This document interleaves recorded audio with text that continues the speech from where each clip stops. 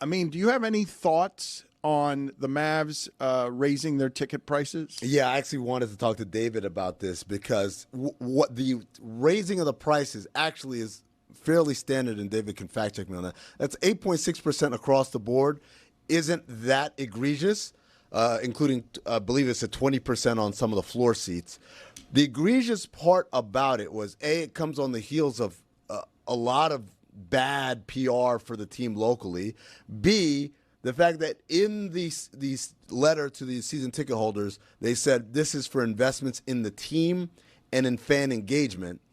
And C, this is perhaps the most egregious part. They name checked, hey, if you sign up early, there are strong financial advantages to getting tickets such as the Lakers in April. And that one to me is like that. The first person I actually thought of was David. I said, David, how do you have such a breakdown in communication? Because Nico Harrison is not responsible for any of that.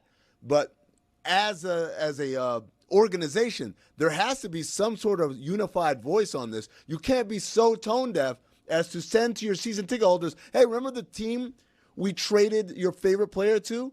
Guess what? If you sign up now for these increased season tickets, you'll get priority on these tickets against that player.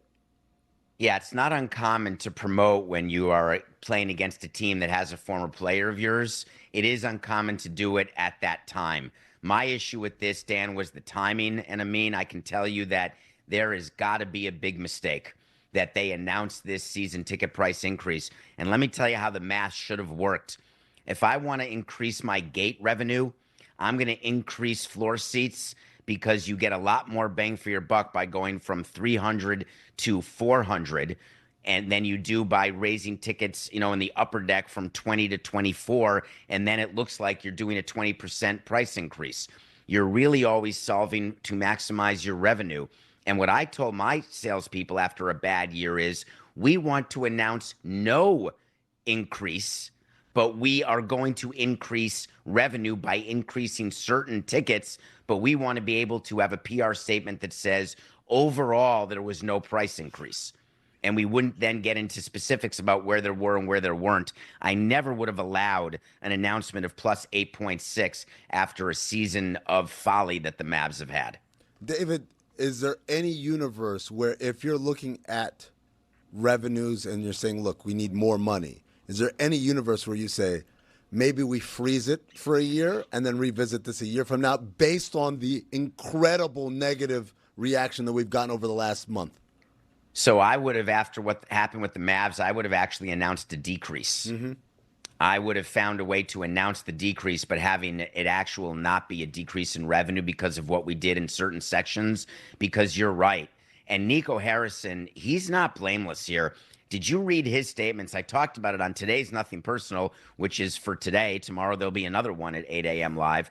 But today I talked about Nico's statement about Kyrie Irving, comparing Kyrie to Kobe and what a great person Kyrie is and how important he is to the fabric of the city and how much they love him, and how it was so bizarre to me that I just asked Nico during the show that I did if he could just shut the yapper for a hot second, because I think he's not helping himself at all with all the things he's trying to do. There was no reason to go to the Laker game and have a stare down with Luka.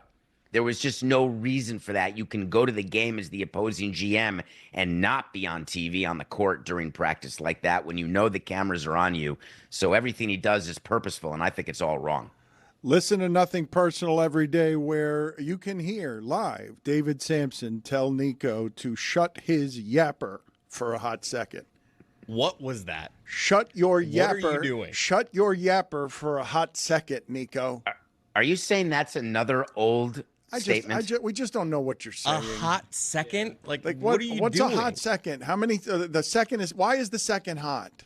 Oh, okay, you guys are picking on him now. Language is meant for communication, Dan, and I believe the listeners of our show know exactly what I meant, and the listeners of your show do too. And what they're asking themselves now, likely, is why are you even commenting on my use of yapper and hot second when we could be doing a movie review or something else in our remaining time?